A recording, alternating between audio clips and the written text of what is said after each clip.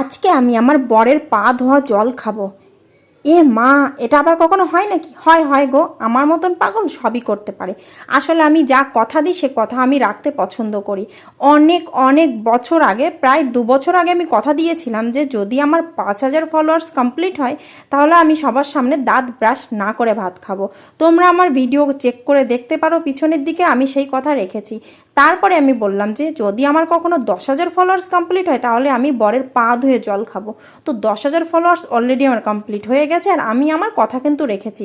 আর এই যে পা ধোয়া জল খাওয়ার পরে আমার কি অবস্থা হয়েছে, আমি কি আদৌ বেঁচে আছি না মরে আছি না হসপিটালে অ্যাডমিট হয়েছি, এই পুরো ভিডিওটা দেখতে হলে তোমাদের আমার পেজে গিয়ে ফুল ভিডিওটা দেখতে হবে।